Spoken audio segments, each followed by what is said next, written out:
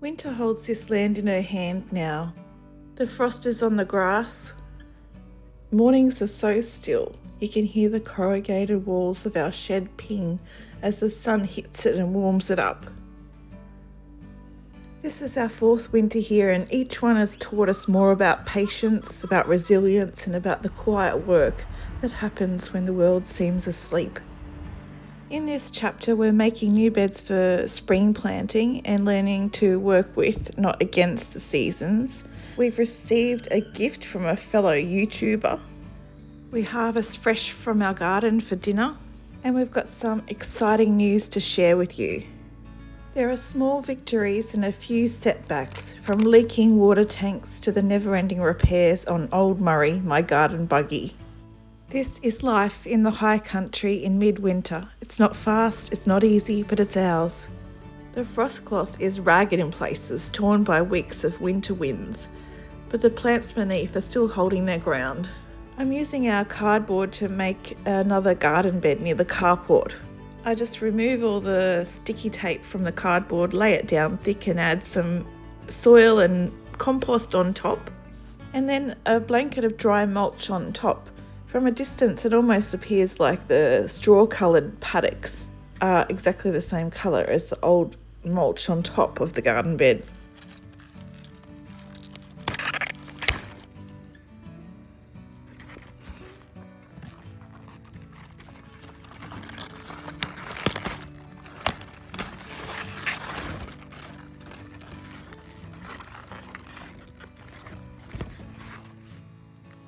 I'm picking some silverbeet for dinner.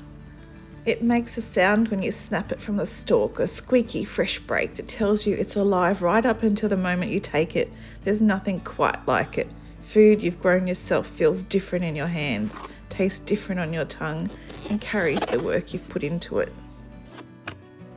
We received a parcel in the post. It's a gift from another YouTuber, Crystal Heart.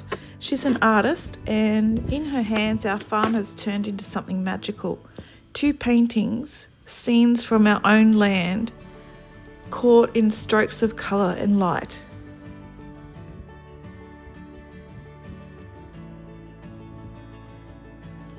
It says Blush of the Bush, Wallabies at Dusk, 2025. Original oil painting, artist Crystal Heart.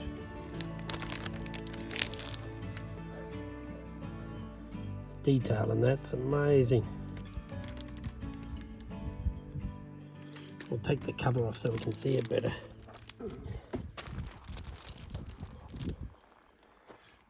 That's another amazing one.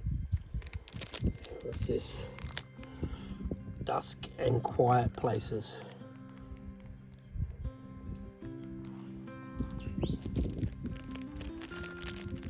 And she wraps them well. For now, these paintings will rest by the fire where we can see them each day. One day when we have walls in our shed, they'll hang there like old friends. Until then, they'll stay close as reminders that this life we're building is worth painting.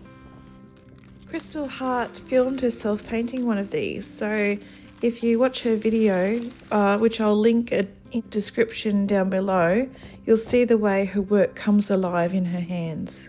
It's just so amazing seeing these scenes of our own farm, but through her eyes. We're so grateful to her. That night, Paul heard bats in the sky.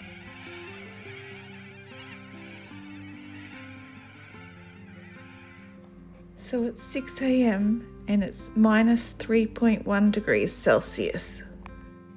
A white stillness is laid across the paddocks and wrapping each fence post and blade of grass in a skin of ice. The world is so quiet in this hour. The air still, the frost heavy. The only sound is the chickens calling from their pen, impatient to be let out. Their voices cut through the cold morning like little reminders that life keeps moving even when the land feels frozen in place. Our permaculture teacher has a chook pen door that opens and closes automatically with the sun. The thought of not having to bundle up and march through the frost at dawn has me thinking that we need one of those too. Out here, small bits of good sense like that can make winter just a little easier. Paul tried again to bring some native bees down here. He's tried the same before, but the high country shows no mercy, and we found them in their hive one frosty morning, still silent, their tiny bodies frozen. But in some exciting news, Paul and I registered as a primary production business. Alongside it, we ordered our English lavender seeds to get started. Tiny as dust now, but one day it will fill the air here with scent and be the backbone of a business I've been dreaming about for years. But not all news has been good. The leak in the hose drained our 23,000 litre water tank right down to the last drop. We had to bring water in from Stanthorpe, and the tanker arrived the very day the last trickle stopped.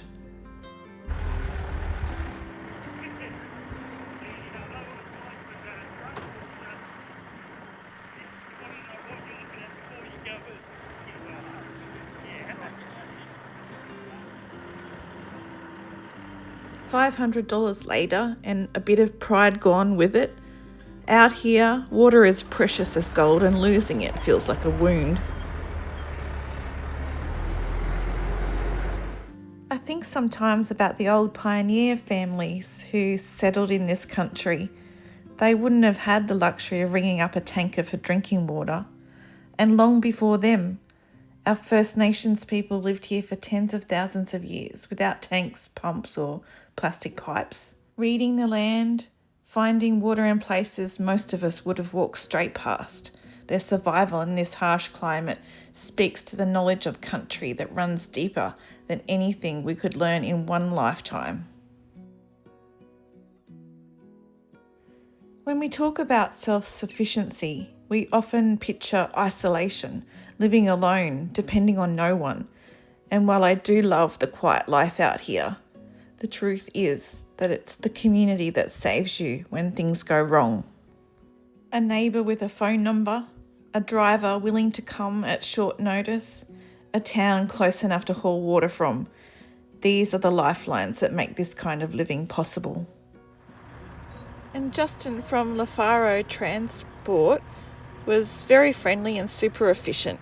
So if you live in the area, we can definitely recommend him.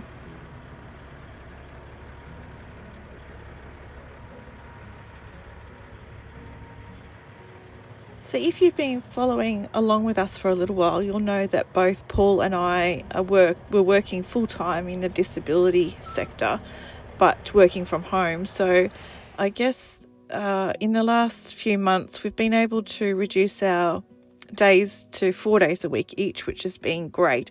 So those 3 days that we have off now are sort of focused on the farm and what we're going to do here in the future.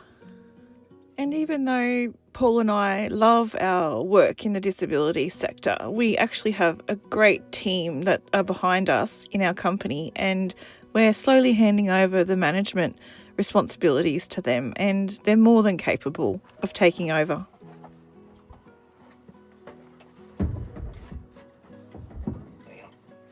What else is in there? Nah, just the. Oh, you're not going to take that out? Got to take that out? Yeah, that's Yep. all right.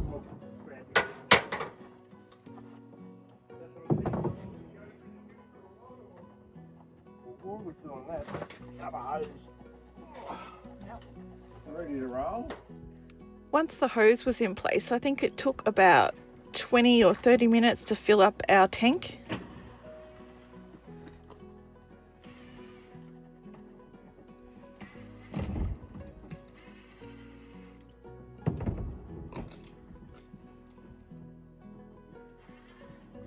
sit in there like such, and then flow the water.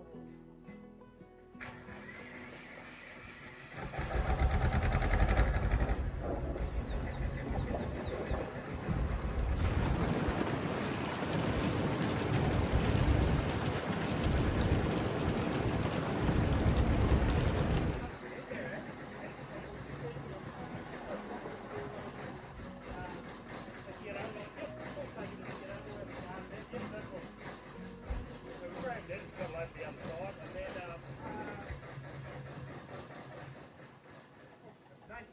yes, puppy.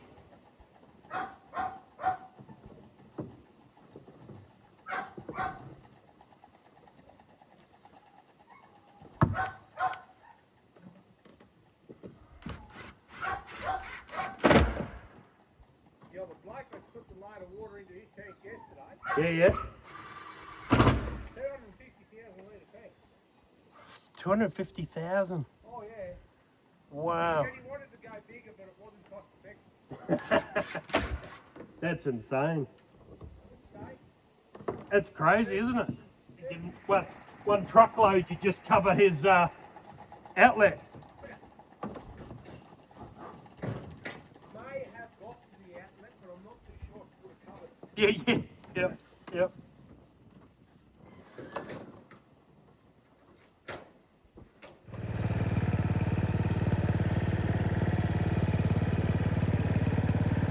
Watch where you're going. Paul towed the borrowed cement mixer into the place where his shed will stand. The frame is standing there, but we have to wait until we can actually save up to buy the cement bags. My composting bay is holding steady at 15 degrees Celsius. Not bad for winter, but far from the heat of a summer pile. Most composting organisms do their best work between 54 and 71 degrees Celsius, what's called the hot composting zone. In that range, the pile cooks fast, breaking down scraps in weeks and killing off weed seeds and harmful pathogens along the way.